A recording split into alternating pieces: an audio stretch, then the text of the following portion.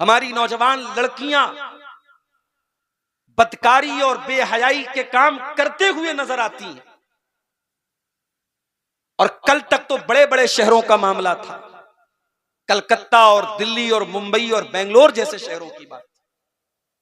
अब तो भागलपुर का इलाका हो, पाकुड़ का इलाका हो, बरहरवा का इलाका हो, फरक्का का इलाका हो, छोटे छोटे कस्बों और टाउन से भी हम इस तरीके के मनाजिर देखते हैं कि मुसलमान लड़की है और किसी के साथ बाइक पर जा रही है, किसी के साथ पार्क में तमाशे कर रही है, किसी के साथ स्टेशन पर बैठ करके उससे सट करके बातें कर रही है। और इस बात का भी कोई अता पता नहीं, इस बात की भी कोई गारंटी नहीं कि जिस लड़के के साथ वो बैठी है वो लड़का मुसलमान भी है या नहीं।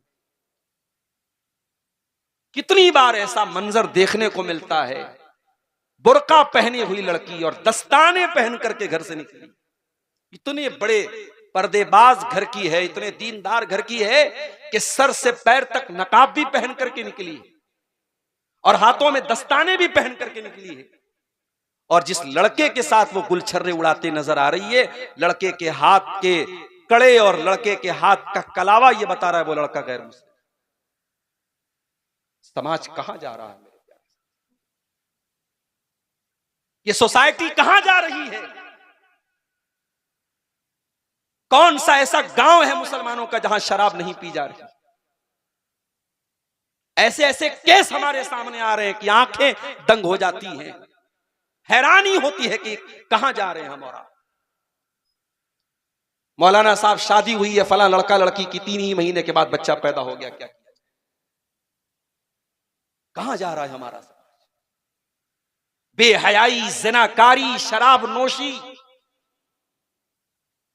उसके बाद अगर हमें और आपको ये शिकवा है कि इस्राइल हम पर बम बरसा रहा है और धमाके से जमीन से लोग हवाओं में उछल रहे हैं और छोटे छोटे बच्चों की कटी हुई लाशें हमारे सामने आ रही हैं, तो मुझे कहने दीजिए मेरे प्यारे साथियों, अल्लाह हमसे बहुत नाराज है। और अल्लाह जब नाराज होता है तो उसकी नाराजगी बहुत सारी शक्लों में हमारे सामने नजर आती है। कभी जालिम बादशाह आपके ऊपर मुसल्लत कर दिया जाएगा, कभी महंगाई और इक्तिसादी परेशानियां आपके ऊपर लाद दी जाएंगी, कभी ऐसे हालात आ जाएंगे, सूखा पड़ जाएगा, कहत साली आ जाएगी, बारिश के लिए एक एक कतरे के लिए तरसेंगे इंसान। और कभी ऐसे हालात आ जाएंगे, कत्ले आम होगा और एक तरफ से पूरी पूरी बस्तियों को मिटा दिया जाएगा, काट दिया जाएगा। कुल हुवल कादिरु अला अन यबअसा अलैकुम अज़ाबम मिन फौकिकुम औ मिन तहति अर्जुलिकुम औ यल्बिसकुम शिया। ऐ नबी आप ऐलान कर दीजिए, बता दीजिए, अल्लाह ताला 3 तरीकों से तुम्हारे ऊपर अपना अजाब नाजिल कर सकता है। कभी आसमान से अजाब आएगा बिजली की शक्ल में, बारिश की शक्ल में, कभी जमीन के नीचे से अजाब आएगा जलजले की शक्ल में, भूकंप की शक्ल में, और कभी अल्लाह ताला औ यल्बिसकुम शिया, तुम्हें आपस में गुत्थम गुत्था कर देगा, लड़ा देगा, तुम्हारे बीच में आपस में इख्तिलाफ पैदा कर देगा, तुम एक दूसरे को मरने मारने पर आमादा हो जाओगे। अल्लाह का अजाब किसी भी शक्ल में आ सकता है, लेकिन हां, अल्लाह का अजाब बिला वजह नहीं आता। अल्लाह किसी पर जुल्म नहीं करता। वमा रब्बुका बिज़ल्लामिल लिल अबीद, आपका रब अपने बंदों पर जुल्म करने वाला नहीं है। मा यफ़अलुल्लाहु बिअज़ाबिकुम इन शकरतुम व आमनतुम, मेरे बंदो अगर तुम ईमान वाले बन जाओ, तुम अल्लाह का शुक्रिया अदा करने वाले बन जाओ, तुम फर्मा बरदार बन जाओ, तो अल्लाह को क्या पड़ी है, अल्लाह तुम पर अपना अजाब क्यों नाजिल करेगा। व कान अल्लाहु शाकिरन अलीमा, अल्लाह तो तुम्हारी छोटी छोटी नेकियों पर बड़ा बड़ा सवाब देने वाला है, अल्लाह तो तुम्हारे दिलों का हाल जानने वाला है। अल्लाह तुम पर बिला वजह अपना अजाब नाजिल नहीं करेगा। अल्लाह का तो वादा है, वलौ अन्ना अहलल कुरा आमनू वत्तक़ौ लफ़तहना अलैहिम बरकातिम मिनस समाई वल अर्ज़। ये बस्ती वाले, ये गांव वाले, ये इलाके वाले, ये शहर वाले अगर ये मुत्तकी बन जाएं, परहेजगार बन जाएं, अल्लाह से डरने वाले बन जाएं, अल्लाह का वादा है अल्लाह आसमान की बरकतों के दरवाजे उनके ऊपर खोल देगा, अल्लाह जमीन की बरकतों के दरवाजे उनके ऊपर खोल देगा। आज हिंदुस्तान के हालात, अब तो क्या मैं बयान करूं, कभी कभी मैं सोचने लगता हूं। ये हमारे यूट्यूबर भाई बेचारे बैठे हैं, इनका कोई भरोसा नहीं, बात कुछ होगी शीरा कुछ लगा देंगे। और न्यूज चैनल वाले तो मसाला खोजते हैं यूट्यूब के ऊपर कि किसी आलिम का कोई हमें मसाला मिले और हम उसको न्यूज चैनल पे चलाएं। मेरे प्यारे साथियों, बड़ा नाजुक दौर चल रहा है।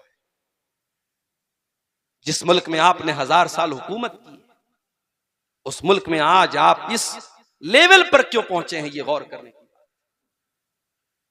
कौन सी ऐसी सलाहियत थी, कौन सी ऐसी ताकत थी जो अल्लाह ने आपको नहीं दी, मगर हमने अपनी सलाहियतों का गलत इस्तेमाल किया, अपनी ताकतों का मिसयूज किया। हमें अल्लाह ताला ने इस मुल्क में बहुत कुछ दिया था, हम चाहते इनकलाब पैदा हो सकता था इस मुल्क में, मगर जब हमें हुकूमतें मिली, ताकत मिली, हमें ओहदे मिले, हमने उनका गलत इस्तेमाल किया। मेरे प्यारे साथी, हमें अपना इतिहास पढ़ने के बाद, अपनी तारीख पढ़ने के बाद कभी कभी अफसोस होता है कि इस मुल्क में हम क्या कर सकते थे और हमने क्या किया। याद रखो मेरे प्यारे साथी, इंसान को अल्लाह ताला जितना बड़ा मकाम देता है उतनी बड़ी रिस्पॉन्सिबिलिटी और जिम्मेदारी भी देता है। दुनिया की और कौमों से वो सवाल नहीं होगा जो हमसे और आपसे होगा। अल्लाह ने हमें मुहम्मदुर रसूलुल्लाह का उम्मती बनाया है, अपने आखिरी नबी का उम्मती बनाया है। ये बहुत बड़ा मकाम है, ये बहुत बड़ी पोजीशन है, और इस पोजीशन के साथ हमारी जिम्मेदारी भी बहुत ज्यादा। कुरान कहता है कुंतुम खैरा उम्मतिन उखरिजत लिन्नास, ऐ मुसलमानों तुम दुनिया की सबसे बेहतरीन उम्मत हो, the best community of the world. तुम दुनिया के सर्वोत्तम समाज हो, सबसे बेहतरीन कौम हो, सबसे बेहतरीन उम्मत हो। उखरिजत लिन्नास, तुम्हें निकाला गया है इंसानियत के लिए, मानवता के लिए, लोगों को कुछ देने के लिए। तामुरूना बिल मारूफ, तुम नेकियों का हुक्म देते हो, व तनहौना अनिल मुनकर, तुम बुराइयों से रोका करते हो, व तुमिनूना बिल्लाह, और तुम अल्लाह के ऊपर ईमान रखते हो। अल्लाह ने इस आयत के अंदर हमारा मकाम भी बता दिया, हमारी पोजीशन भी बता दी, और अल्लाह ने हमारी जिम्मेदारी भी बता दी। ऐ मुसलमान, तो दुनिया की सबसे बेहतरीन कौम है, मगर ये मकाम जो तुझे मिला है, ये सम्मान जो तुझे मिला है, ये ऑनर जो तुझे मिला है, ऐ मुसलमान तुझे 3 काम करना पड़ेगा।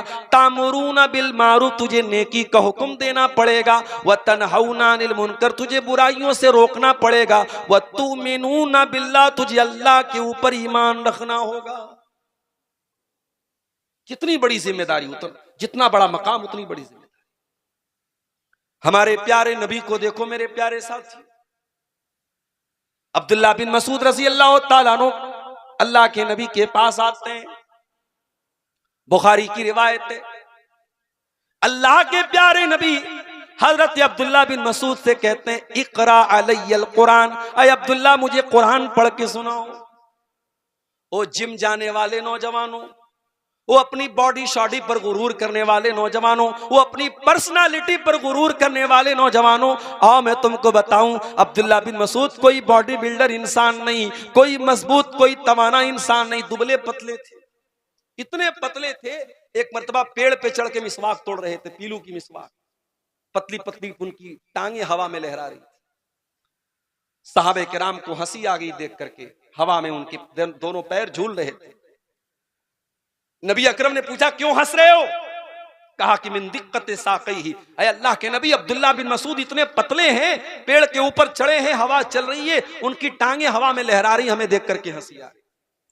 आपने फरमाया लहुमा अशद्दु अलल मीज़ान मिन उहुद, ऐ मेरे सहाबा, अब्दुल्ला बिन मसूद के पतले पतले पैर कयामत के दिन मीज़ान अमल के ऊपर, जिस तराजू पर लोगों के अमाल को तौला जाएगा, उस तराजू पर ये पतली पतली टांगे ओहद पहाड़ से भी ज्यादा वजनदार होंगी।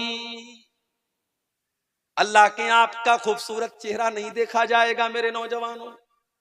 ओ मेरी प्यारी बहनों, अपने मेकअप पर मेहनत करने वालियों, अपने बालों पर मेहनत करने वालियों, अपने कपड़ों पर हजारों रुपए खर्च करने वालियों, तुम्हारे कपड़े, तुम्हारा ड्रेसिंग सेंस, तुम्हारा मेकअप, तुम्हारा चेहरा, तुम्हारी खूबसूरती, तुम्हारे बदन की जसामत अल्लाह ताला क्या माना नहीं रखती। तुम्हारा तकवा कैसा है, तुम्हारा दीन कैसा है, तुम्हारा अमल कैसा है, तुम्हारा ईमान कैसा, अल्लाह क्या तो ये मैटर करता है।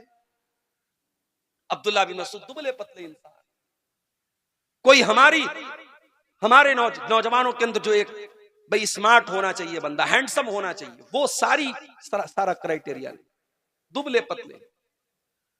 मगर अल्लाह कुरान पढ़ते तो इतना प्यारा कुरान पढ़ते हैं। अल्लाह के नबी सहाबा से कहते हैं जिसको कुरान बिल्कुल ताजा ताजा सुनना हो, ऐसा सुनना हो जैसे कुरान उतर रहा है, वैसा कुरान अगर किसी को सुनना हो तो अब्दुल्ला बिन मसूद से कुरान। आज के दौर में भी अल्लाह ताला हिफाजत करे, हरमैन के जो अइम्मा हैं उसमें से एक इमाम की क़िरात आज भी जब सुनो, अब तो वो रिटायर हो गए, अब इमामत नहीं कराते हैं, मगर आज भी यूट्यूब के ऊपर कोई वीडियो आ जाए, हरम की मस्जिद हो, खाने काबा सामने हो और शेख सऊद अश-शुरैम कुरान पढ़ रहे हो, ऐसा लग रहा है कि कुरान अभी उतर रहा है हमारे साथ। रोंगटे खड़े हो जाते हैं, दिल पर डायरेक्ट वो कुरान असर करता है।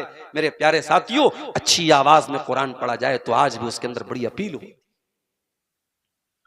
नबी अकरम ने फरमाया, अब्दुल्ला मुझे कुरान पढ़ के सुनाओ। कहा, अल्लाह के नबी मैं आपको कुरान कैसे पढ़ के सुनाऊं? व अलैका उनजिल, ये कुरान तो आप ही के ऊपर उतरा है। कहा, अब्दुल्ला इन्नी उहिब्बु अन अस्माहु मिन गैरी, आज मैं दूसरे के मुंह से कुरान सुनना चाहता हूं।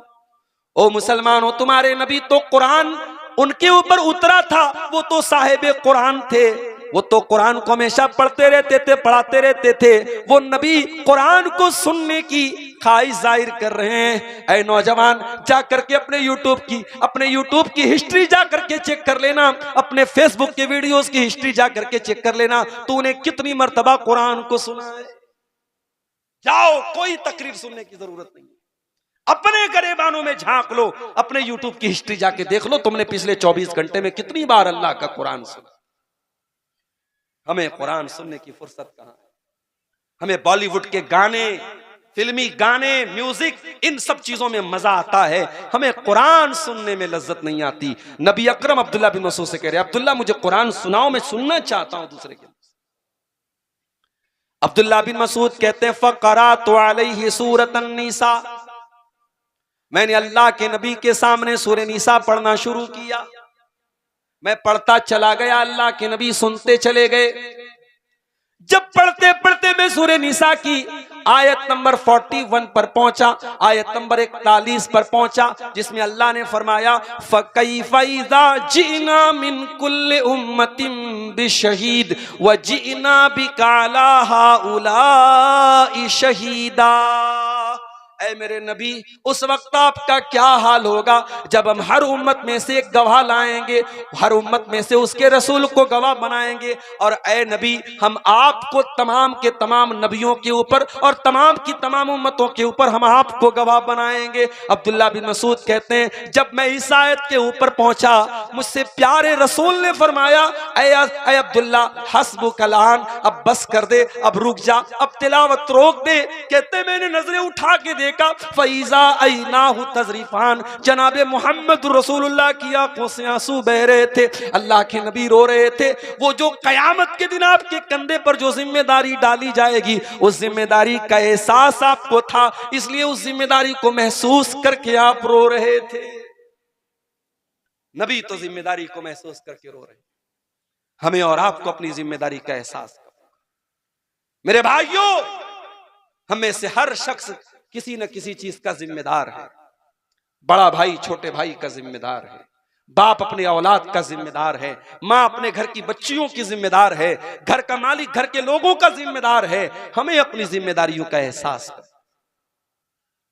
अल्लाह के प्यारे नबी फरमाते हैं, मामिन अब्दिन यस्तरईहिल्लाहु रईयतन, जिस बंदे के ऊपर अल्लाह ताला कोई जिम्मेदारी डालता है, सुम्मा यमूतु यौम यमूतु, फिर वो इंसान मर जाता है, वहुवा गाशुन लिरईयतिही, और अपनी जिम्मेदारी को वो सही तरीके से अदा नहीं करता है, अपनी जिम्मेदारी के साथ वो फ्रॉड करता है, अपनी जिम्मेदारी के साथ वो धोखा करता है, इल्ला हर्रमल्लाहु अलैहिल जन्ना, ऐसे इंसान के ऊपर अल्लाह ताला जन्नत को हराम कर देता है। ओ लोगो, तुमने बाप बन गए, अगर बाप होने का तुमने हक अदा न किया, अपने बच्चों से तुमने सवालात न किए, अपने बच्चों की तुमने दीनी तरबियत न की, ओ मेरी प्यारी माओ, अगर आपने अपनी जवान बेटियों को पर्दे के बारे में नहीं रोका, उनको गलत कामों से नहीं रोका, उनकी बेहयाई पर उनको नहीं टोका, तो कान खोल करके सुन लो, ये जिम्मेदारी आपके सर पर बहुत बड़ी मुसीबत बनने वाली है।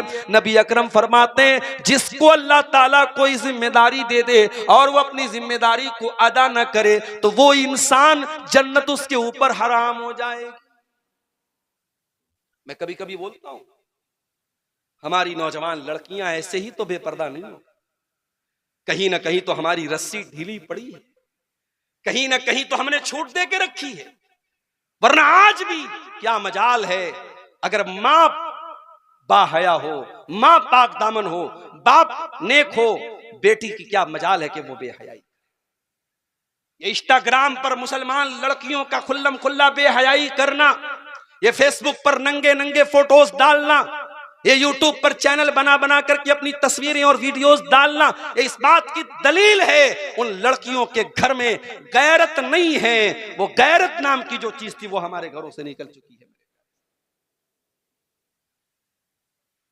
जब किसी कौम की गैरत मर जाए तो उस कौम की लड़कियां और औरतें बेपर्दा और बेहया होती हैं, इसमें कोई हैरत की बात नहीं। इसीलिए अल्लाह के प्यारे नबी फरमाते हैं, सलासतुन ला यंजुरुल्लाहु अज़्ज़ा व जल्ला इलैहिम यौमल क़ियामा, तीन लोग ऐसे हैं जिनकी तरफ अल्लाह ताला कयामत के दिन न तो देखेगा, वला युकल्लिमुहुम, न तो उनसे बात करेगा, वला युज़क्कीहिम, न उनको गुनाहों से पाको साफ करेगा। इतने बदनसीब लोग होंगे, अल्लाह ताला बात भी नहीं करेगा, देखेगा भी नहीं, अल्लाह ताला उनको गुनाहों से पाक और साफ भी नहीं करेगा।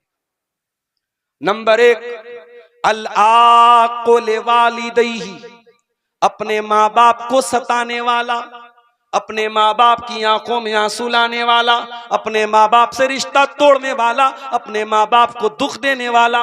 वल्मरातुल मुतरज्जिला, और नंबर दो, वो औरत जो मर्दों की कॉपी करने वाली, जो मर्दों की चाल ढाल अपनाने वाली, मर्दों के जैसा कपड़ा पहनने वाली, मर्दों के जैसा बाल रखने वाली हो। नंबर तीन, वह दय्यूस, और वो बेगैरत इंसान, वो दय्यूस इंसान जिसके घर में बेहयाई का काम होता हो और उसको कोई फर्क न पड़ता हो।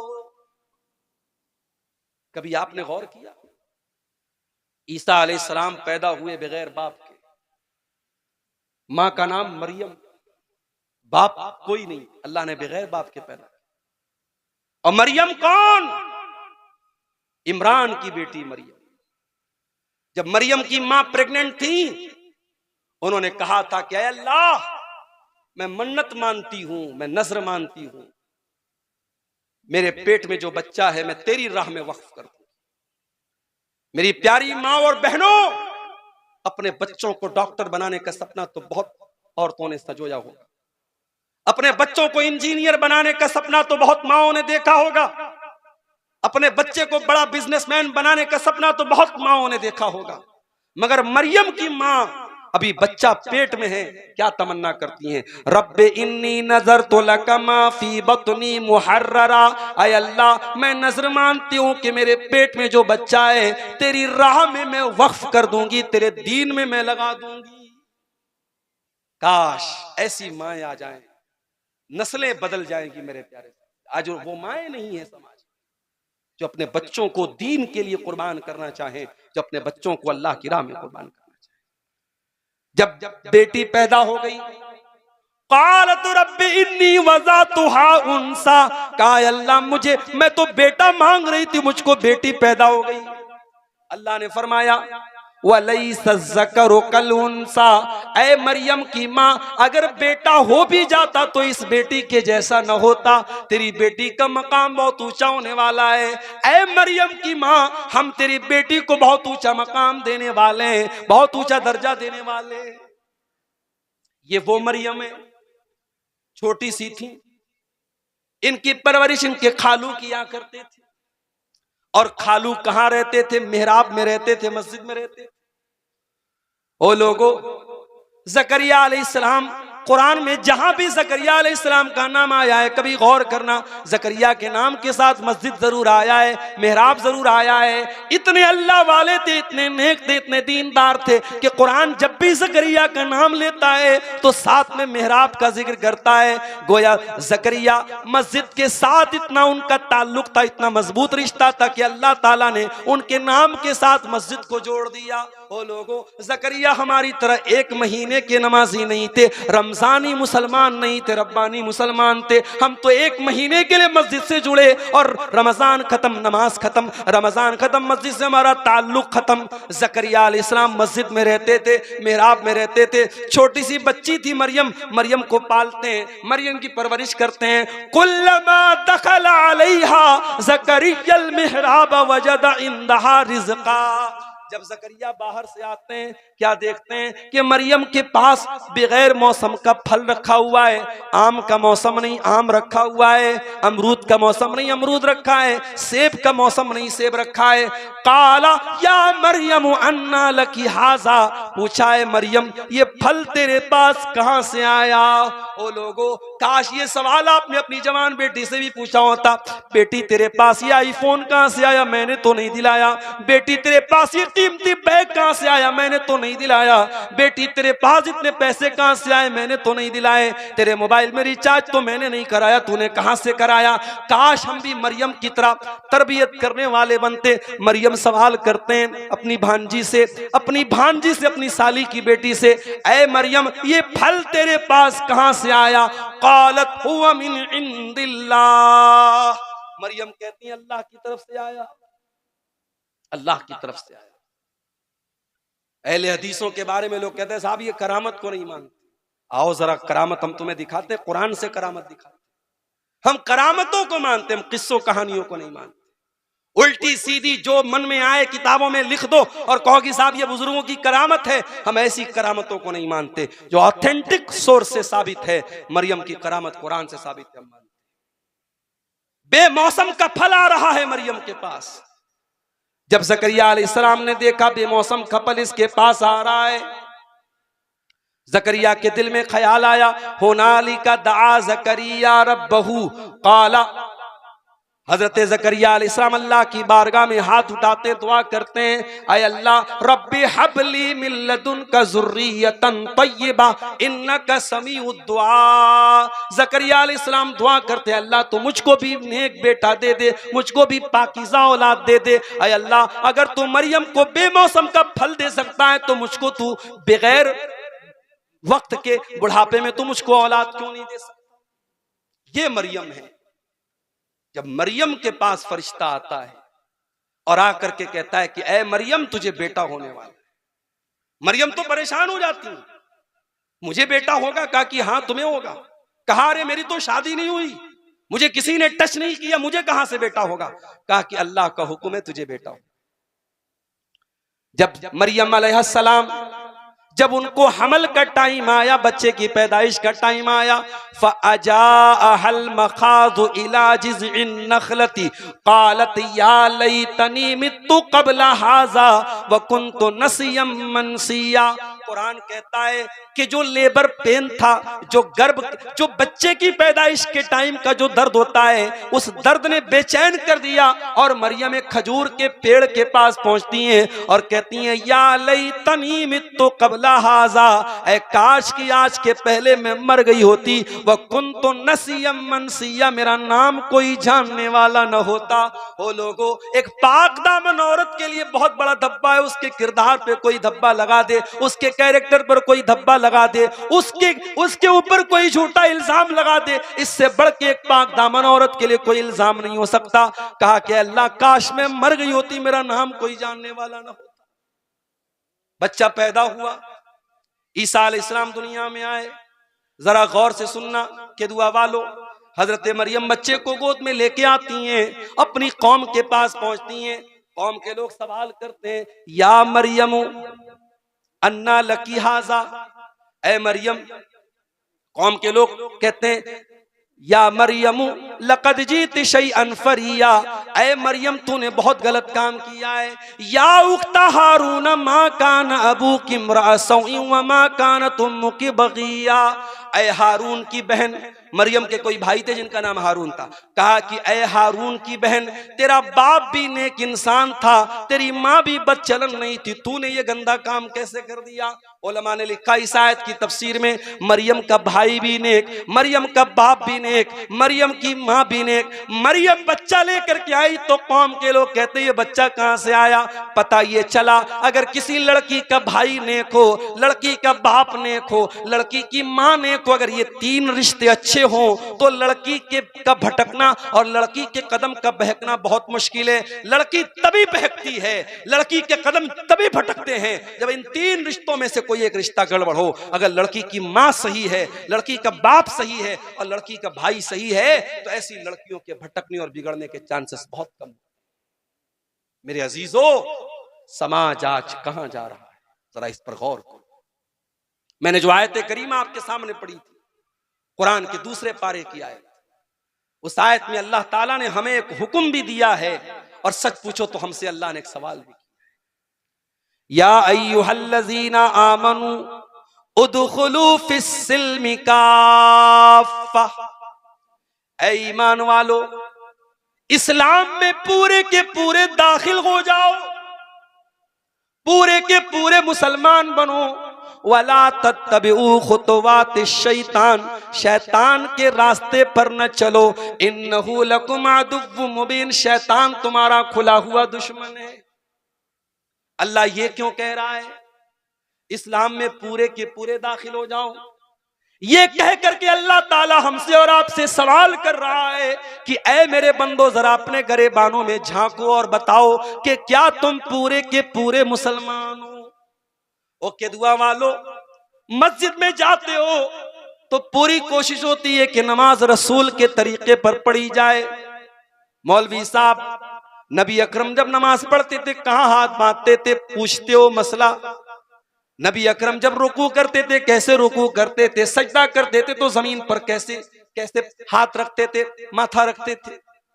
एक एक तरीका तुम नमाज का पूछते हो और नमाज पढ़ने के बाद जब तुम मस्जिद के बाहर आते हो, ऐ मुसलमान जब तू शादी करता है वहां तू दीन क्यों भूल जाता है? ऐ मुसलमान जब तू कारोबार करता है वहां तू क्यों दीन को भूल जाता है? ऐ मुसलमान तेरे अखलाक में दीनदारी कहाँ है? तेरे मामलात में दीनदारी कहाँ है? तेरे कारोबार में दीनदारी कहाँ है? तेरे बच्चों की तरबियत में दीनदारी कहाँ है? तेरी औरत के अखलाक में दीनदारी कहाँ है? ऐ मुसलमान सारी दीनदारी तेरी मस्जिद के अंदर क्यों है? उदखुलू फिस्सिल्मि काफ़ा, इस्लाम में पूरे के पूरे दाखिल हो जाओ। कल एक बनारस में एक निकाह पढ़ाने में गया। अब निकाह बड़े लोग थे साहब, मुझसे कहा मौलवी साहब आइए निकाह पढ़ा दीजिए। उधर लड़कियां औरतें बैठी हैं, बीच में पर्दा लगा है, इधर मर्द हजरात थे, लड़का भी बैठा था। अब जब निकाह होने लगा, लड़की से जब इजाजत ली जाने लगी तो जो कैमरामैन वहां पे रिकॉर्डिंग कर रहा है वो घर वालों से पूछ रहा है कि अच्छा अंदर जाके मैं वीडियो ले लूं? तो घर वाले फट से कहते हाँ जाओ ले लो।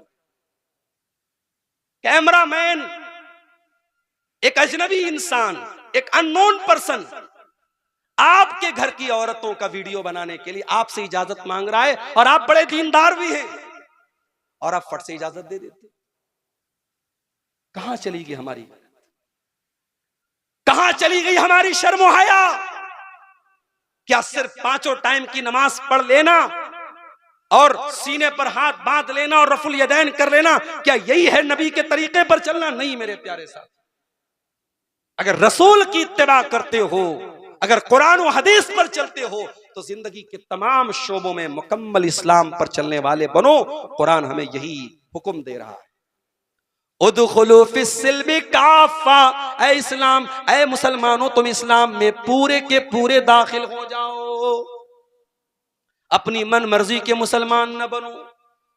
ऐसा न हो कि दीन का जो हिस्सा तुम्हें आसान लगे उसके ऊपर तुम अमल कर लो और दीन का जो हिस्सा मुश्किल लगे उसको छोड़ दो। अगर ऐसा करते हो तो याद रखो ये यहूदियों का तरीका है। कुरान कहता है अफतुमिनून बिबादिल किताबी व तकफुरून बिबाद फमा जज़ाउ मन यफअलु ज़ालिका मिनकुम इल्ला खिज़युन फिल हयातिद दुनिया।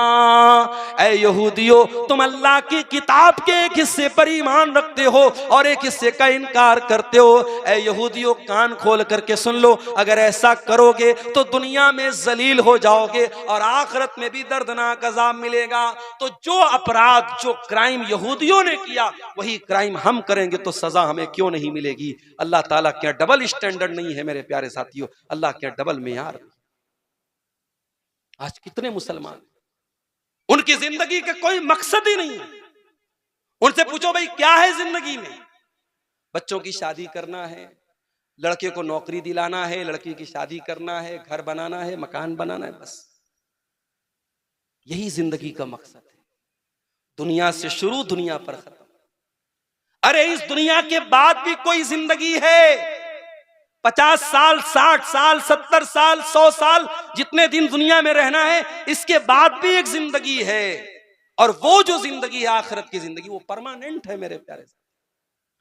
बल तुसिरूनल हयातद दुनिया वल आखिरतु खैरुन व अबका। मेरे बंदो, तुम दुनिया की जिंदगी को प्राथमिकता देते हो, तुम दुनिया की जिंदगी को तरजीह देते हो, जबकि आखिरत की जिंदगी ज्यादा बेहतर और ज्यादा बाकी रहने वाली है। दुनिया में आप जितने भी ऐशो आराम से रह ले, जितनी भी लग्जरी लाइफ गुजार ले, महलों में रह ले, सोने चांदी में आपकी परवरिश हो जाए, मगर याद रखो मेरे प्यारे साथियों, जहन्नम में एक पल के लिए भी अगर इंसान को डाला जाएगा, अल्लाह के नबी फरमाते हैं कयामत के दिन एक इंसान को लाया जाएगा, युता बि अनअमी अहली दुनिया, जो दुनिया में बहुत ऐशो आराम से रहता था, बहुत सुकून से रहता था, बहुत दौलत थी उसके पास, बहुत ऐशो आराम से रहता था, लेकिन जहन्नमी था। कयामत के दिन उसको लाया जाएगा और एक पल के लिए उसको जहन्नम में डाला जाएगा। एक पल के लिए।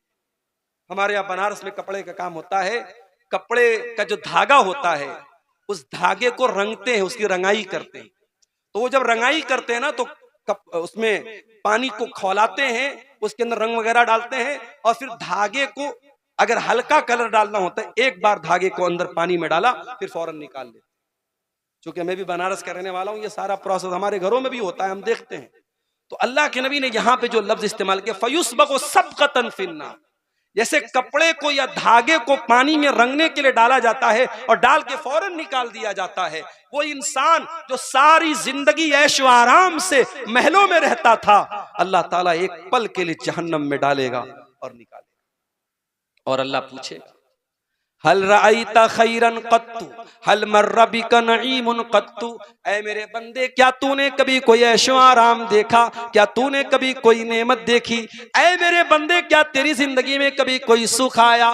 वो सारी जिंदगी ऐशो आराम से रहता था, सिर्फ एक पल के लिए जहन्नम में जाने के बाद कहेगा मा रअयतु खैरन कत्तु, ऐ अल्लाह मैंने कभी कोई भलाई नहीं देखी, मैंने कभी कोई सुख नहीं देखा, सारी जिंदगी में परेशान रहा, मैं दुखों में रहा, मैं तकलीफों में रहा, ऐ अल्लाह मैंने कभी कोई सुख नहीं देखा। ये है दुनिया और आखिरत का कंपैरिजन। जिस दुनिया पे हम मरते हैं, बड़े बड़े शहरों में आप जमीन खरीदने चले जाएं, करोड़ों में बात होती है। मुंबई जैसे इलाके में मैं गया, लोगों ने बताया कि छोटे छोटे कमरे, जिसको वहां खोली बोलते हैं, करोड़ों की बिकती है। जो पॉश एरिया है, जो बड़े एरिया, आप यकीन करें जितना बड़ा आपका बाथरूम होता है उतने बड़े में पूरी फैमिली रहती है वहां मुंबई के बाज़ इलाकों में, और उस खोली की कीमत करोड़ों में होती है। अल्लाह के नबी फरमाते हैं कि जन्नत में एक कोड़ा रखने की जगह, कोड़ा कितना बड़ा होता है? एक हाथ का होता होगा, चलो 2 स्क्वायर फीट का मान, जन्नत में 2 स्क्वायर फीट की जगह अल्लाह के नबी फरमाते हैं दुनिया की तमाम नेमतों से बेहतर।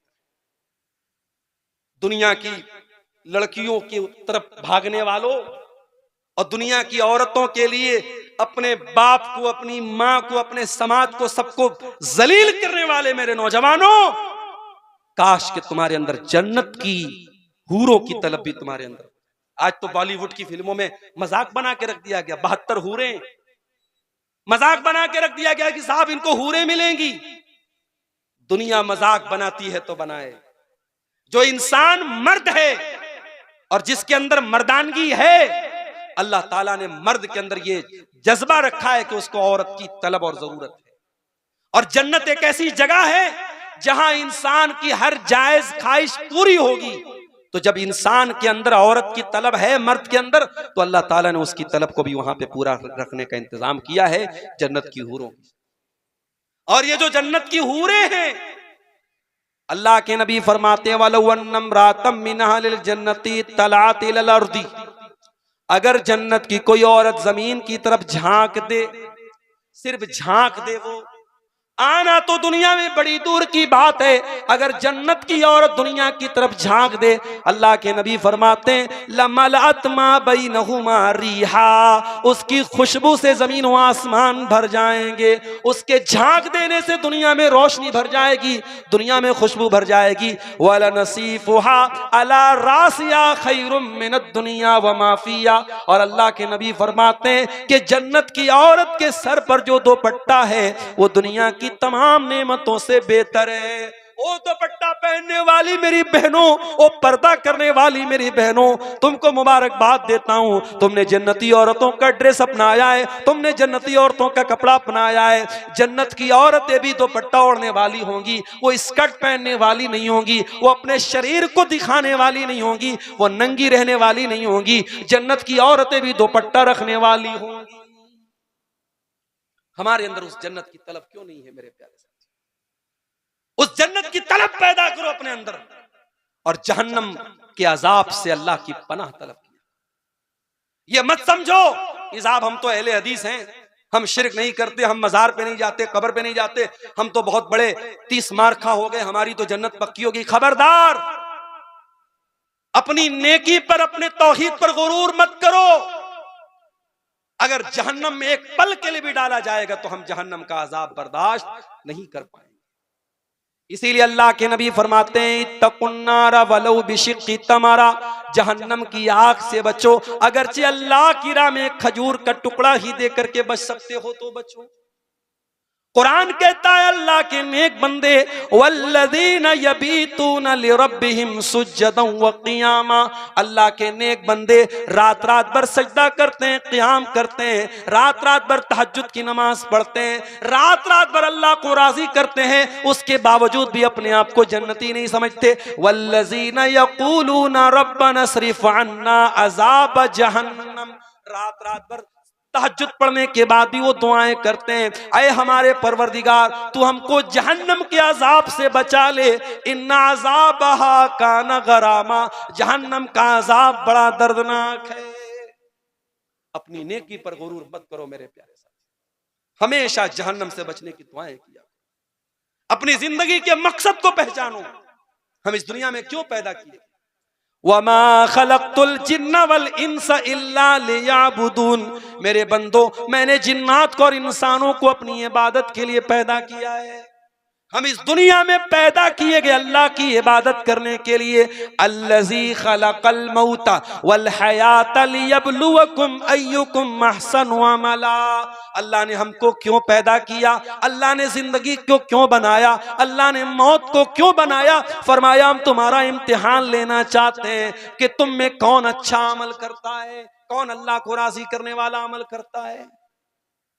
इम्तिहान देने आए हैं दुनिया में, और जो इम्तिहान देने आता है उसको फिक्र रहती है कि मैं पास कैसे हो जाऊं, उसको फिक्र रहती है कि मैं पास कैसे हो जाऊं।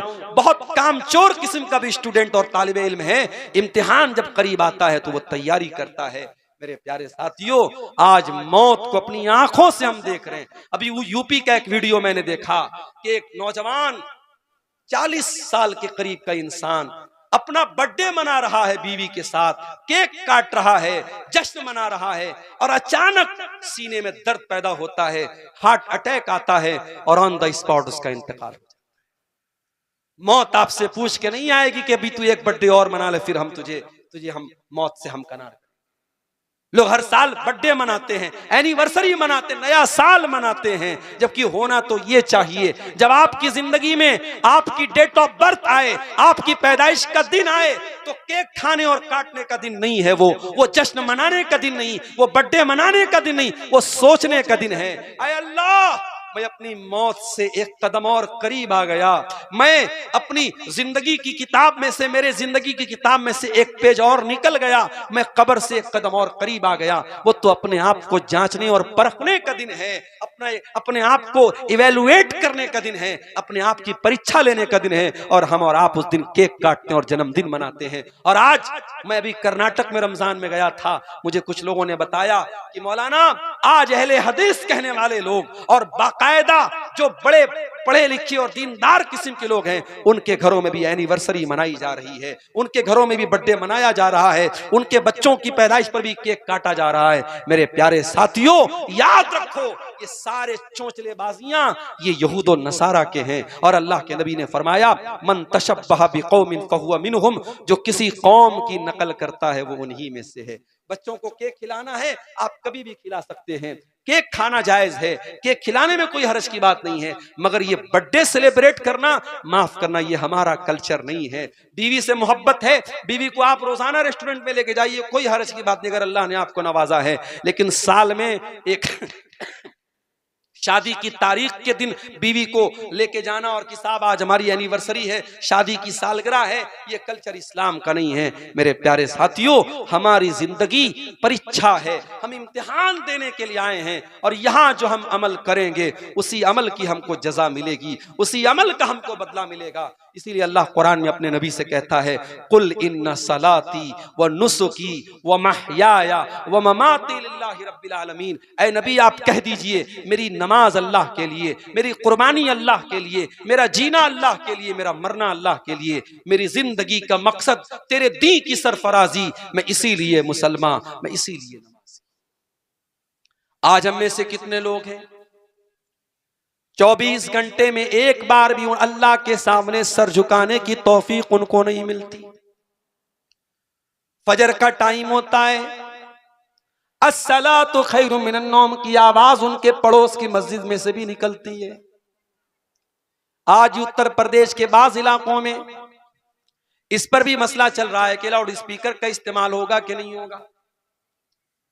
लाउड स्पीकर अगर इस्तेमाल हो रहा है तब तो और ज्यादा, और नहीं हो रहा है तब भी वो कानों में आपकी आवाज तो पहुंचती है। मेरे प्यारे साथियों, मुझे बनारस से अगर 6 बजे ट्रेन स्टेशन से पकड़नी थी, हर हाल में मैं मोबाइल पर 5 बजे का अलार्म लगा करके उठूंगा। मुझे अगर बरहरवान आए, आपके इलाके में आना है, ट्रेन पकड़ना है, फ्लाइट पकड़ना है, अपनी फ्लाइट और ट्रेन के टाइम से पहले मैं स्टेशन पर, एयरपोर्ट पर पहुंच जाऊंगा। हम ये खुद तय करते हैं कि हम किस चीज को कितना महत्व देते हैं। अगर ट्रेन हमारे लिए इंपॉर्टेंट है तो हम ट्रेन के टाइम के पहले पहुंच जाएंगे, अगर प्लेन में अहम है तो प्लेन के टाइम के पहले पहुंच जाएंगे। ऐ मुसलमान, मुअज्जिन सुबह फजर की अजान में तुझे आवाज देता है, सलातु खैरुम मिनन नौम, नमाज नींद से बेहतर है। अगर तेरी नमाज तेरे लिए बेहतर है, नींद से तू बिस्तर छोड़ देगा और तू मस्जिद में हाजिर हो जाएगा। अल्लाह के नबी फरमाते हैं, रोजाना जब इंसान बिस्तर पे सोने जाता है, याक़िदुश शैतान वाला काफियत अहदिकुम सलासा वक़त, तो शैतान हमारे सर के पीछे हमारी गुद्दी पर 3 गिरे लगाता है, 3 गांठ लगाता है, 3 गिरे लगाता है। जब बंदा सुबह फजर के टाइम उठता है,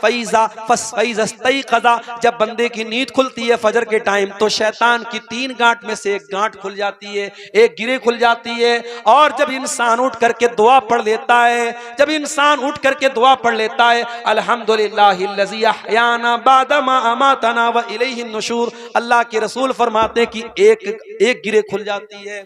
फिर जब इंसान वजू कर लेता है, तहारत हासिल कर लेता है, पाकी हासिल कर लेता है, शैतान की दूसरी गिरे भी खुल जाती है।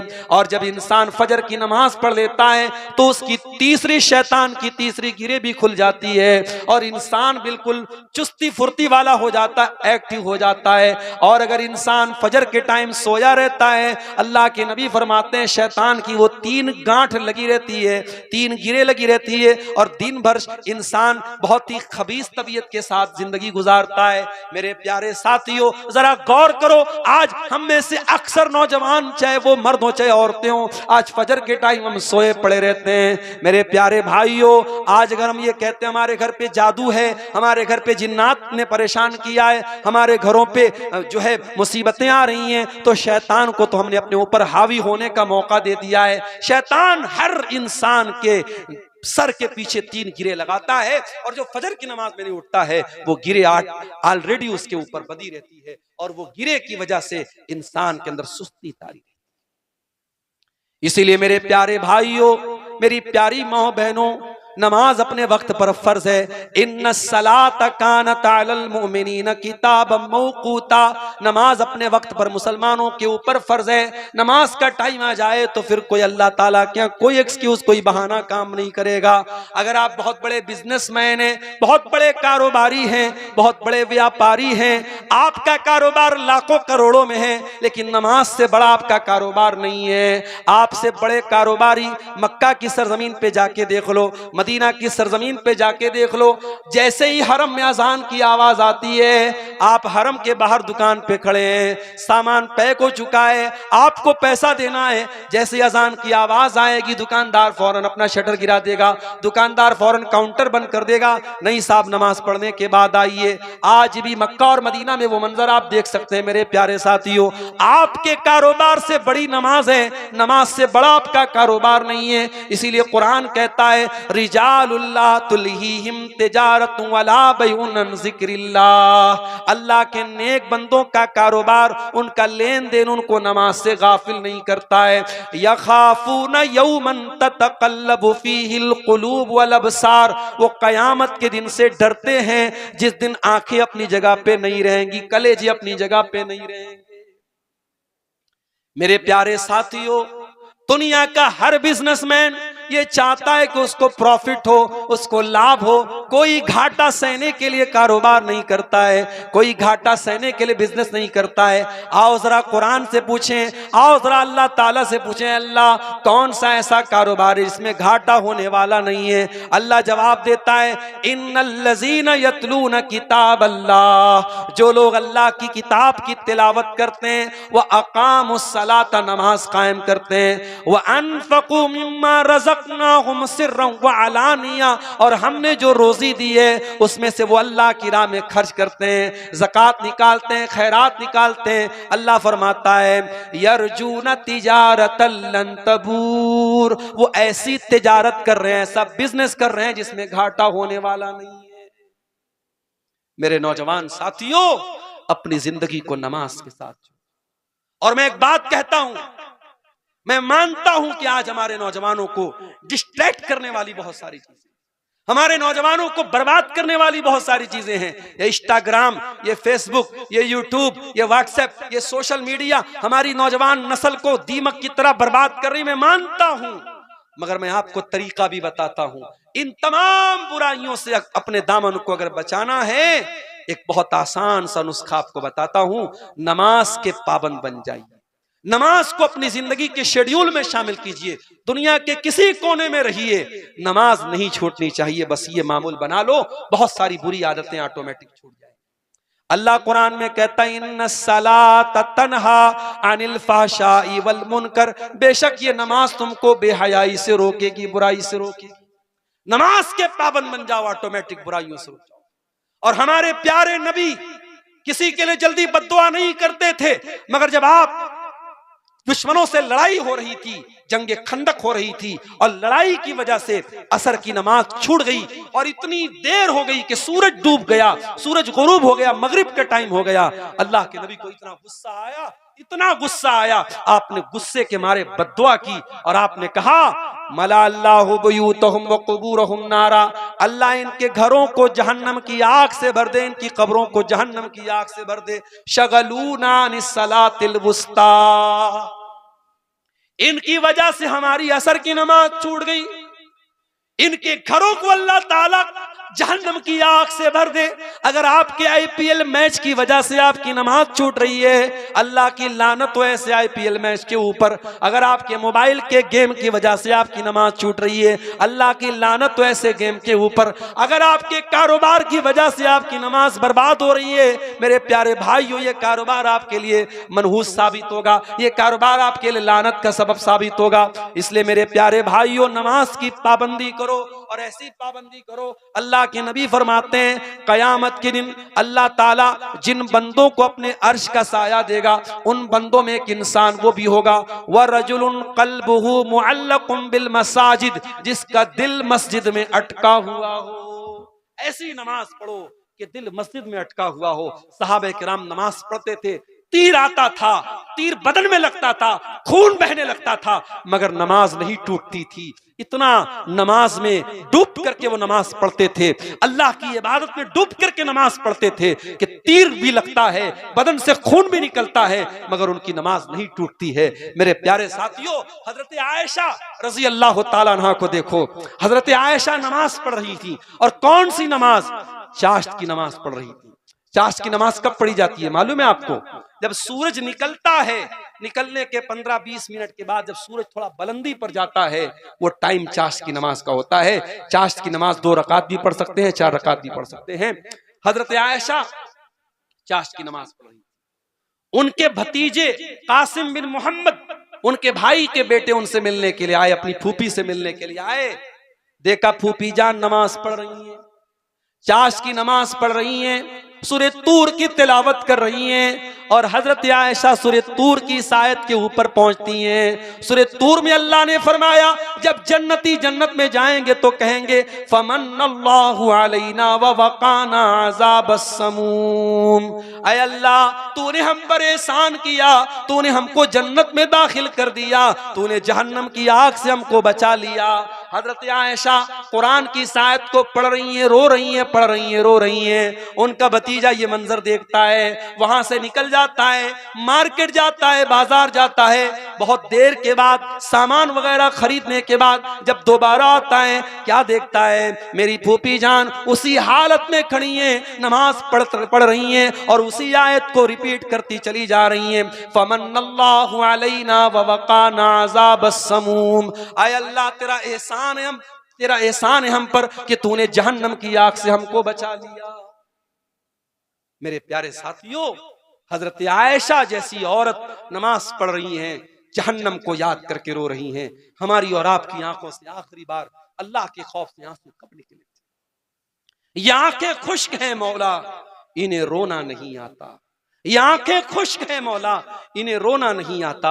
हमारी आंखें हमारे दिल की तरह सख्त हो चुकी हैं। हमें अल्लाह के खौफ से हमारी आंखों से मेरे भाइयों आंसू भी नहीं। जबकि अल्लाह के नबी फरमाते हैं, लैसा शैउन हब्बु इलल्लाहि मिन क़त्रतैन। अल्लाह ताला को 2 कतरे बहुत ज्यादा पसंद हैं। कतरतो दमिन तुहराक़ु फी सबीलिल्लाह, एक खून का कतरा जो अल्लाह की राह में बहाया जाता हो, वह कतरतो दुमूइन मिन खशियतिल्लाह, और एक अल्लाह के खौफ से बहने वाला आंसुओं का कतरा। मेरे प्यारे भाइयों, इन आंखों से अल्लाह के खौफ से आंसू तब बहता है जब आंखों का दिल के साथ कनेक्शन हो। कुरान कहता है, इज़ा तुलियत अलैहिम आयातुर रहमानी खर्रू सुज्जदन व बुकिया। अल्लाह के नेक बंदों के सामने जब कुरान पढ़ा जाता है, वो सजदे में गिर जाते हैं, रोने लगते हैं। कुरान कहता है, ईमान वालों की निशानी है, वइज़ा तुलियत अलैहिम आयातुहु ज़ादतुहुम ईमाना।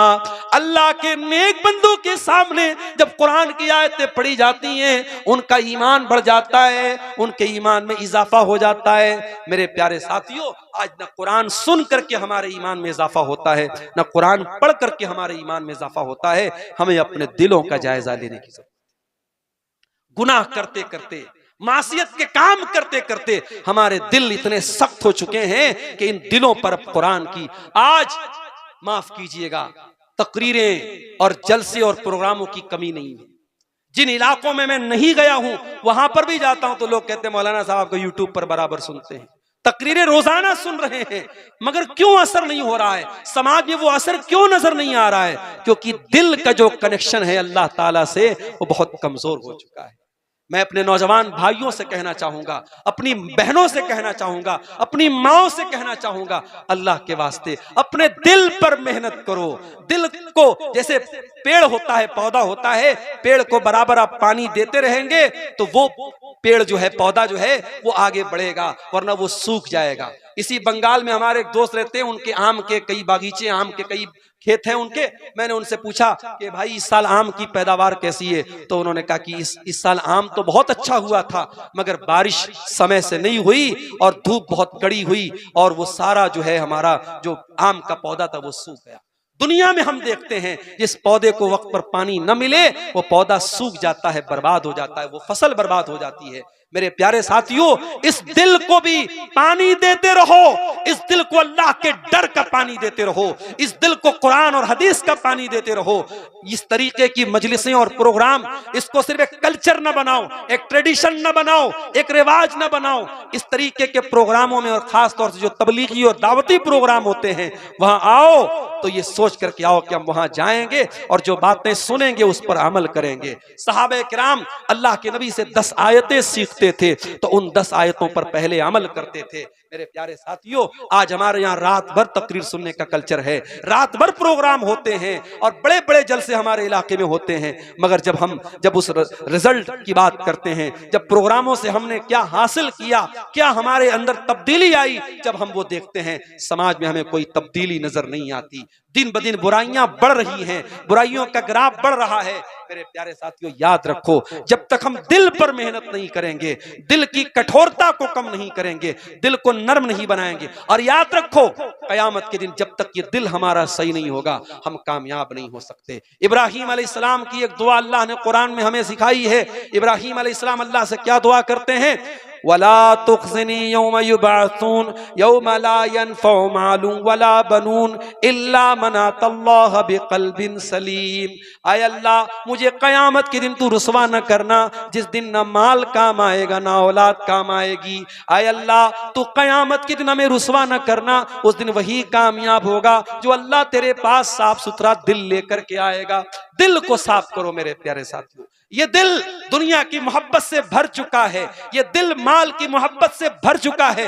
इस दिल में अल्लाह की मोहब्बत डाल दो, इतनी मोहब्बत डाल दो, अगर एक टाइम की नमाज भी छूटे तो दिल के अंदर से दर्द पैदा हो के कुछ छूट गया। जब एक भी हराम काम हो तो दिल के अंदर से आवाज आए कि हाँ हमने कुछ गलत काम कर दिया। दिल मलामत करे, दिल बुरा भला कहे, दिल आपको झिझोड़ दे कि हाँ तूने अल्लाह को नाराज किया है। मेरे प्यारे साथियों, अपने दिल की हिफाजत करो, अपने दिल की हिफाजत करो। इसीलिए कुरान कहता है कि आंखें अंधी नहीं होती हैं, वलाकिन तामल कुलूब, वो दिल अंधे होते हैं जो सीनों में होते हैं। मेरे प्यारे साथियों, इस दिल को अल्लाह के तकवा और अल्लाह के डर का पानी देते रहो। और आखिर में एक बात बयान करके बात खत्म करूंगा। आज इस प्रोग्राम में, इस इजलास आम में ये मैसेज भी आपको मैं देके जा रहा हूं कि आज हमारी नौजवान नस्ल को बड़ी खूबसूरती के साथ उसको टारगेट किया जा रहा है, और आपने अगर अभी से अपनी नौजवान नस्ल को नहीं बचाया तो आज से 15 साल के बाद, 20 साल के बाद जो नौजवान नस्ल, आज की नौजवान नस्ल है, वो जो कल बूढ़ी हो जाएगी और जो आने वाली जो नस्ल आएगी, जो यूट्यूब के साए में परवान चढ़ेगी, जो इंटरनेट के साए में परवान चढ़ेगी, उस नौजवान नस्ल को फिर दीन से जोड़ना बहुत मुश्किल हो जाएगा। मेरे प्यारे साथियों, आज हमारे बच्चे कितने परसेंट मदरसे में जा रहे हैं? इस वक्त हिंदुस्तान के अक्सर मदारिस में दाखिला हो रहा है, बच्चों का एडमिशन हो रहा है। जरा आप जाकर के देखिए, आज एडमिशन में बहुत कमी आ गई। आज हम अपने बच्चों को दीनी इदारे में नहीं डालना चाह रहे हैं। आज हमारी नौजवान नस्ल दीनी तालीम की तरफ नहीं जाना चाह रही है। आज हमारे पास फोन आता, मौलाना साहब हमारे फला बच्चे का मऊ में एडमिशन करा दीजिए, बनारस में एडमिशन करा दीजिए। और जब एडमिशन के लिए टेस्ट लिया जाता है, मालूम ये हुआ बच्चा बहुत कमजोर है पढ़ने में। जो बच्चा पढ़ने में तेज है उसको हम कॉन्वेंट में डाल रहे हैं, उसको स्कूल में डाल रहे हैं, और जो बच्चा निहायत कमजोर है पढ़ने में उसे हम मदरसे में डाल रहे हैं। इससे ये पता चला कि हम मदरसे की तालीम को कितनी अहमियत दे रहे हैं, कितनी इंपॉर्टेंस दे रहे हैं। मेरे प्यारे साथियों, मैं ये नहीं कहता कि आप सारे बच्चों को आलिम बनाइए, मगर हाँ, अपने घर में कम से कम एक लड़के और एक लड़की को दीन का इल्म जरूर दीजिए। इतना इल्म अपने घर में दीजिए कि कोई दीन का मसला आए तो आपकी औलाद उस मसले को हल करे। अपनी औलाद में से कम एक औलाद को इस लायक बनाइए कि जब आपका इंतकाल हो जाए तो वो औलाद खड़ी होकर के जनाजे की नमाज में ये कह सके, अल्लाहुम्मा ग़फ़िर लि हय्यिना व मय्यितिना व शाहिदिना व गायबिना व सगीरिना व कबीरिना व ज़करिना व उनसाना। वो जनाजे की दुआ पढ़ सके। इस लायक तो अपने बच्चों को बनाइए। मेरे भाइयों, ऐसी औलाद छोड़ करके जाने से क्या फायदा कि औलाद तो आप छोड़ के जा रहे हैं, पैसा तो कमा रही है वो औलाद, आपके साथ अपना नाम तो जोड़ रही है, मगर मरने के बाद वो आपकी जनाजे की नमाज भी खड़े होकर के नहीं पढ़ सकते। बेंगलोर के एक आलिम दीन ने एक वाकया बयान किया। एक मरतबा वो मदीना गए, मदीना के अंदर मस्जिद नबी के अंदर अपने दोस्तों के साथ उम्रा करने गए थे। मदीना के अंदर गए तो मदीना के एक शेख से उनकी मुलाकात हुई। तो शेख ने उनसे पूछा, जो हिंदुस्तान के मेहमान आए थे, जो उलमा आए थे, उनसे पूछा कि भाई आप लोग अपना अपना नाम बताइए। सब लोगों ने नाम बता दिया। कहा अच्छा आपके अब्बा के अब्बा का दादा का क्या नाम है? दादा का नाम भी सब लोगों ने बता दिया। फिर पूछा अच्छा दादा के अब्बा का क्या नाम है? तो कुछ लोगों ने दादा के अब्बा का नाम बता दिया। फिर पूछा कि दादा के दादा का क्या नाम है? जब चौथी पुश्त तक का जब मामला आया तो 5 या 6 लोग थे, उसमें से सिर्फ 2 लोग बता पाए और बाकी लोगों ने कहा कि हमें अपने दादा के दादा का नाम नहीं। तो वो सऊदी अरब के वो आलिम जो थे, मदीना के जो शेख थे, उन्होंने बड़ी प्यारी बात, उन्होंने कहा जिस औलाद के लिए हम हराम कमाई कमाते हैं, सूद भी कमाते हैं, रिश्वत भी खाते हैं, हराम कमाई अपने घर में लाते हैं, ये औलाद कल हमारा नाम भी याद नहीं रखेगी।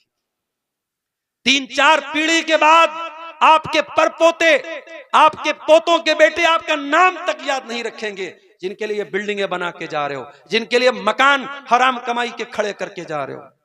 इसलिए मेरे प्यारे साथियों, अपनी औलाद के चक्कर में अपनी आखिरत को बर्बाद न करें। ये औलाद आपको याद नहीं रखेगी।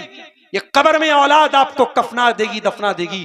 कब्र में आपका अमल आपके काम आएगा, आपका ईमान आपके काम आएगा, आपकी औलाद आपके काम नहीं आएगी। हाँ, अगर औलाद को दीनदार बनाओगे, आलिम बनाओगे, तो ये औलाद कब्र में भी आपके काम आएगी, आखिरत में भी आपके काम आएगी। आपकी औलाद जब दुआ के लिए हाथ उठाएगी, दुआ करेगी, रब्बिरहमहुमा कमा रब्बयानी सगीरा, ऐ अल्लाह मेरे माँ बाप पर रहम फरमा, इस तरीके से उन्होंने बचपन में मुझको पाला। अपनी बच्चियों को सिर्फ इसलिए आलिमा मत बनाओ कि उनको रिश्ता अच्छा मिल जाएगा। अपनी बच्चियों को आलिमा बनाओ, इसलिए आलिमा बनाओ कि आपकी बच्ची जब माँ बने, एक दीनदार माँ बने। आपकी बच्ची जब बीवी बने, एक दीनदार बीवी बने। आपकी बच्ची जब किसी घर में जाए तो घर को रोशन करे, ये सोच करके अपनी बच्चियों को दीनी तालीम दो। कुरान कहता है वज़कुरन मा युतला फी बुयूतिकुन्न मिन आयातिल्लाहि वल हिकमा। ऐ नबी की बीवियों, तुम्हारे घरों में जो कुरान पढ़ा जाता है, जो हदीसें पढ़ी जाती है, उसको याद किया करो। मेरे प्यारे साथियों, इसका मतलब ये हुआ कि मुसलमान के घर में कुरान और हदीस का दर्स होना चाहिए। अगर आपने अपनी बच्चियों को मोबाइल दिया है तो उस मोबाइल का सही इस्तेमाल भी अपने घर की बच्चियों को सिखाइए। छोटे छोटे बच्चों के लिए आज बहुत सारे मुफीद वीडियो भी आते हैं। आप YouTube पर अच्छी चीजें, जो दीन सिखाने वाली चीजें, वो अपने बच्चों को दिखाइए, ना कि आप अपने बच्चों को YouTube देख करके आजाद छोड़ दीजिए। क्योंकि मैं देखता हूं छोटे छोटे बच्चों को भी ऐसे प्रोग्राम दिखाए जाते हैं जो उनके जहन को और दिमाग को बर्बाद करते हैं। इस्लाह मुआशरा के ताल्लुक से ये चंद बातें मैंने आपके सामने रखी हैं। आइए हम अल्लाह ताला से दुआ करें, रब्बुल आलमीन हमें तौफीक दे कि हम इस दुनिया में अल्लाह को राजी करने वाला अमल करें। रब्बुल आलमीन आज के इस प्रोग्राम को जिन भाइयों ने मुनक्किद किया है, अल्लाह उनकी इस कोशिश को कबूल फरमाए। अल्लाह हमें अपनी कमियों और कोताहियों को दूर करने की तौफीक अता फरमाए। रब्बुल आलमीन जो बातें आज उलमा ने बयान की हैं, चाहे बंगला में हुई हैं, चाहे उर्दू में हुई हैं, अल्लाह कहने वालों को, सुनने वालों को, सबको अमल की तौफीक अता फरमाए। ऐ अल्लाह, हमारे वो भाई जो रमजान से के बाद मस्जिद से जिन्होंने नाता तोड़ लिया है, और कहीं फेसबुक पर बड़ा अच्छा मैंने एक फोटो देखा था, रमजान के बाद का फोटो था किसी मस्जिद का। रमजान के पहले पूरी मस्जिद भरी थी और रमजान के बाद 2-4 नमाजी मस्जिद में थे। तो फोटो देख करके किसी ने लिखा था कि रमजान खत्म हो गया, मेहमान चले गए, अब घर वाले बाकी बचे हैं। मस्जिद से जो लोग जुड़े थे, जिनका असल रिश्ता जुड़ा था, वो रमजान के बाद भी जुड़ा है। और जो एक महीने के लिए मेहमान बन के आए थे रमजान के बाद चले गए। अल्लाह करे मेरे भाइयों कि हम मेहमान की तरह नहीं, घर की तरह अल्लाह के घरों से जुड़ जाएं, मस्जिदों से जुड़ जाएं। अल्लाह हमको 12 महीने का नमाजी बना दे। अल्लाह हमें से जो बीमार हैं उनको शिफाए कामिला आजिला अता फरमा दे। जो रोजगार से परेशान हैं अल्लाह उनके कारोबार में बरकत नसीब फरमा दे। रब्बुल आलमीन हमारे जमा होने को, आने जाने को कबूल फरमा दे। रब्बुल आलमीन हमें जब तक दुनिया में जिंदा रखे, इस्लाम पर जिंदा रखे और हम सबका खात्मा ईमान पर हो। आमीन। और रब्बना तक़ब्बल मिन्ना इन्नका अंतस समीउल अलीम व तुब अलैना इन्नका अंतत तव्वाबुर रहीम। व सल्लल्लाहु तआला अला नबीना मुहम्मद व अला आलिहि व सहबिहि अजमईन। वस्सलामु अलैकुम व रहमतुल्लाहि। आमनुत्तकुल्लाह हक़्क़ तुक़ातिह वला तमूतुन्न इल्ला व अंतुम मुस्लिमून। या अय्युहन्नासुत्तक़ू रब्बकुमुल्लज़ी ख़लक़कुम मिन नफ़्सिन वाहिदह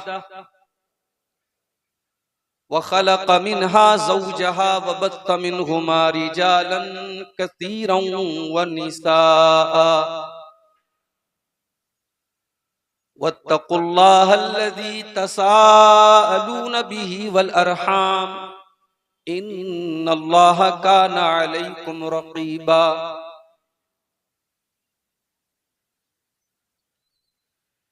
या अय्युहल्लज़ीना आमनुत्तक़ुल्लाह वक़ूलू क़ौलन सदीदा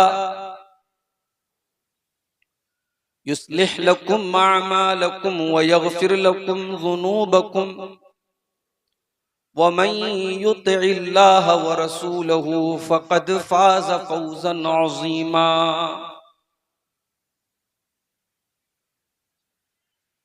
अम्मा बअदु फ़इन्न ख़ैरल हदीथ किताबुल्लाह व ख़ैरल हदी हदी मुहम्मदिन सल्लल्लाहु अलैहि वसल्लम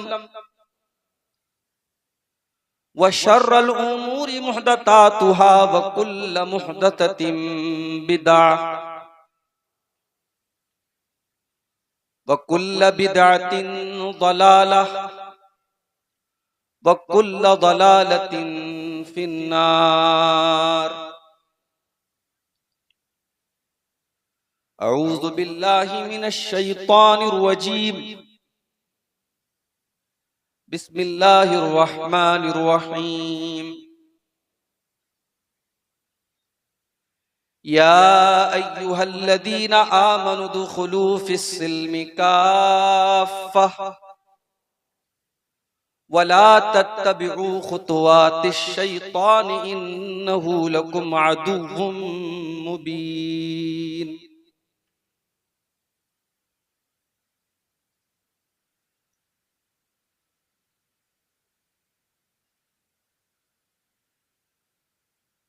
नात किसकी गुनगुनाए आपके होते हुए, दिल में अब किसको बसाएं आपके होते हुए। नात किसकी गुनगुनाए आपके होते हुए। इस मोहब्बत के सिले में आबे कौसर चाहिए। इस मोहब्बत के सिले में आबे कौसर चाहिए। तशनगी से मर न जाएं आपके होते हुए। नात किसकी गुनगुनाए आपके होते हुए। चार सू है नफसी नफसी की सदाओं का हुजूम। चार सू है नफसी नफसी की सदाओं का हुजूम। हम किसे शाफे बनाए, आपके होते हुए नात किसकी गुनगुनाए, आपके होते हुए दिल फिदा है आप पर आका मेरे मौला मेरे, दिल फिदा है आप पर आका मेरे मौला मेरे, नक़द जां किसको चुकाएं, आपके होते हुए नात किसकी गुनगुनाएं, आपके होते हुए।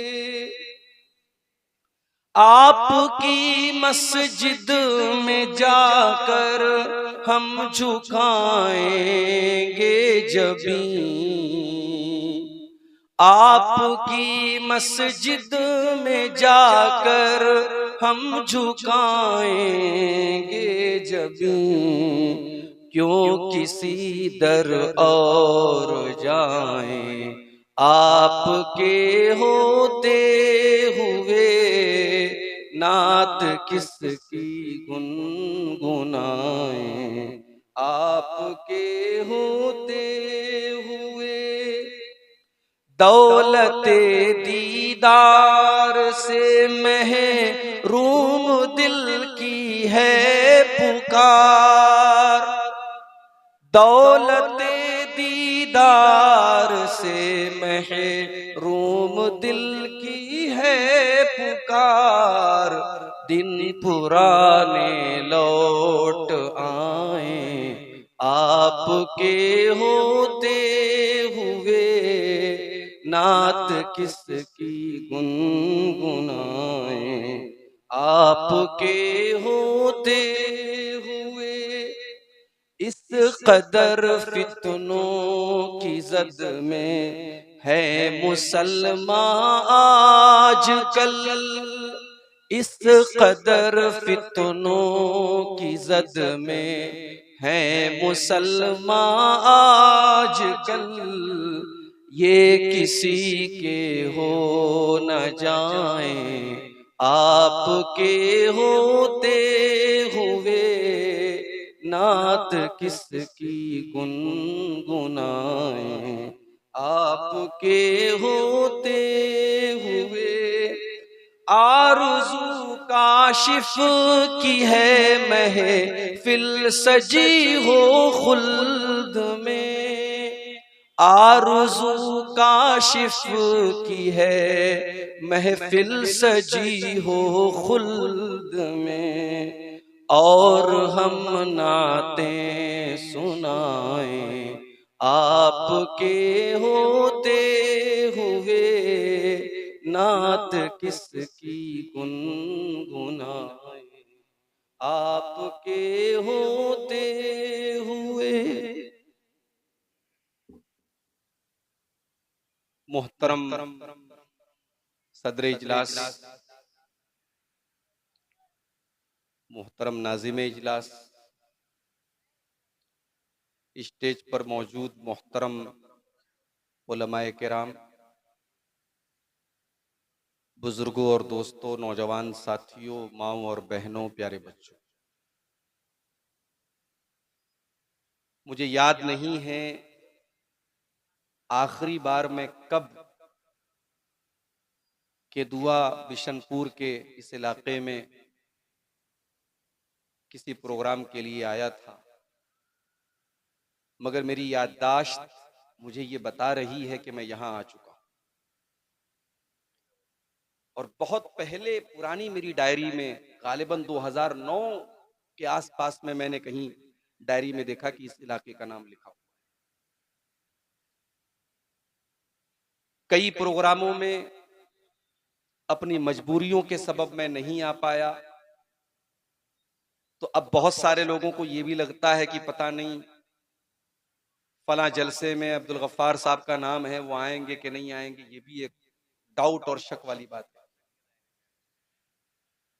लेकिन आज के प्रोग्राम के लिए खास तौर से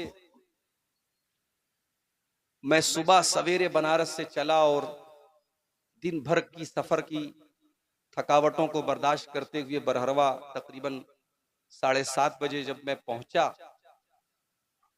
दिन से ही ऐसा लग रहा था मौसम करवट बदल रहा है, मगर जब बरहरवा पहुंचा और जोरदार बारिश होने लगी तो बारिश के पानी के साथ साथ मुझे आज का ये जलसा भी बहता हुआ नजर आ रहा। जो नौजवान मुझे रिसीव करने गए थे उनके चेहरों से भी मुझे ऐसा लगा कि बहुत मायूस हो गए और प्रोग्राम होने की का इम्कान बहुत कम बचा। लेकिन मैं सलाम करता हूं यहाँ के नौजवानों की हिम्मत को कि जैसे ही बारिश रुकी है उन्होंने देर नहीं की और मौसम के नासाज होने के बावजूद प्रोग्राम को खड़ा किया। और मैं नहीं समझता था कि इतनी अच्छी तादाद में सामीन और सामियात यहां पर आएंगी और अल्हम्दुलिल्लाह मैं इस प्रोग्राम में आप लोगों की हाजिरी को देख करके बहुत दिली मसरत और खुशी महसूस कर रहा हूं। और मैं अल्लाह से दुआ करता हूं, चूंकि ये प्रोग्राम यहाँ के नौजवानों ने बड़े जज्बे के साथ रखा था और ये कोई चंदे का प्रोग्राम नहीं, दावती और तबलीगी प्रोग्राम है। इस लिहाज से कई महीनों की मेहनत के बाद इस तरीके का प्रोग्राम होता है। अगर प्रोग्राम न होता फिर पता नहीं कब हालात मुनासिब होते और हम इकट्ठा होते। मैं इन तमाम नौजवानों के हक में और इनके जो बुजुर्ग हजरात हैं जिनकी भी मेहनतों से कोशिशों से आज का प्रोग्राम हुआ है, सबके हक में मैं दुआ करता हूं अल्लाह ताला आप लोगों की इस कोशिश को कबूल फरमाए, हम सबके जमा होने को कबूल फरमाए और जो बातें आज इस स्टेज से बयान हों अल्लाह ताला कहने वालों को सुनने वालों को सबको अमल की तौफीक अता फरमाए, आमीन। मेरे भाइयों, किसी भी प्रोग्राम में अगर आज कोई पूछता है कि मौलाना आपका मौजू क्या रहे, तो एक बड़ा ही आसान सा और सिंपल सा जवाब यह है कि हम मुआशरे की इस्लाह पर बात करें। जाहिर है कि अगर आप डॉक्टर के पास जाएं और कोई बड़ी बीमारी आपके अंदर हो, अल्लाह ना करे, तो डॉक्टर आपको सर्दी और जुकाम और बुखार, अगर एक माहिर डॉक्टर होगा तो वो आपके सर्दी जुकाम और बुखार से पहले बड़ी बीमारी को दूर करने की कोशिश करे। मुआशरे में आज हम कहां खड़े हैं मेरे प्यारे साथी। मुझे बहुत अफसोस होता है जब हम अपने मुआशरे में उन लोगों को जो मुसलमान हैं, इस्लाम का नाम उनके साथ लगा, इस्लाम का लेबल उनके साथ लगा है, जब उनके जरिए हम ऐसी हरकतें देखते हैं, ऐसे अमाल देखते हैं